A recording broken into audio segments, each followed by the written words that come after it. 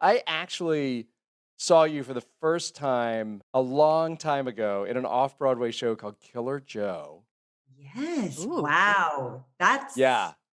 That's a real blast from the past. That's the first time In I worked with Amanda Plummer, who is also in Ratchet, and we were reunited, and I remember, I was 19 years old, and we would take naps in our sort of equity cot on the ground in the theater. It was a super, super tiny, theater, and of course, this was before Tracy Letts went on to win the Pulitzer and the Tony and yeah. so I was into the ground floor there. I knew that Tracy Letts was the real deal. And then we were engaged to get married after we worked together. We were going to get married. We were together for like 4 years. I don't know if a lot of people know I that, but forgot you and Tracy Letts dated. Wow. yeah, we were together. He's a Wow. Oh wonderful my, person.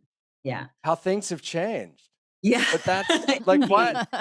Indeed. Indeed. But wow, that was well, first of all, you were so young and the play, while it was a small play, it just exploded. It was a very, very grisly sort of uh kind of a gangstery play, but I mean incredibly artistic and smart. And what an exciting thing to be part of, Well, right? it was the New York theater community's introduction to Michael Shannon. Michael Shannon Yeah. was in that production, and it was Amanda Plummer and Scott Glenn. And, yeah, it became a kind of the thing to see in It town. did. I Yeah. remember after the New York Times review came out, I think they did $50,000 in ticket sales, and it was a small theater, so people were just flipping out. Spielberg came to see it, and then Michael Shannon and Wow. I got meetings with his casting person that he sent to talk to us. It was a very, very exciting time, I have to say. Oh, that's fun. And then later I saw you in the Glass Menagerie on Broadway with somebody else you'd work with later, Jessica Lange. Yeah, Jessica Lange is actually the reason we're probably sitting here talking. Not just because she was an acting idol of mine, but it was a very casual thing where we had done that play together, and she came out to LA to do the first season of American Horror Story. And LA is not her town. She does not enjoy it. It's not No. her. She prefers like a potato farm in Minnesota somewhere. It's just not, or Route 66 somewhere. But she's just so not a Hollywood kind of person. So she was sort of miserable here.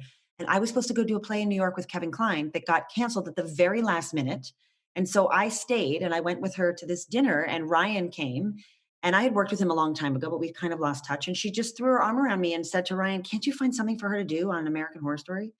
And he was like, "Well, there's actually there's a part of your psychic that we're going to start shooting in the next episode. Do you want to do that?" And I was like, "Sure." And basically the rest is history. And my relationship with Ryan Murphy is entirely, I think, predicated on Jessica sort of sanctioning and sort of saying, "She's my pal. I'd like to have her around." And Ryan's like, "Well, okay." And then, Oh, wow. I know. So I'm shook by this story.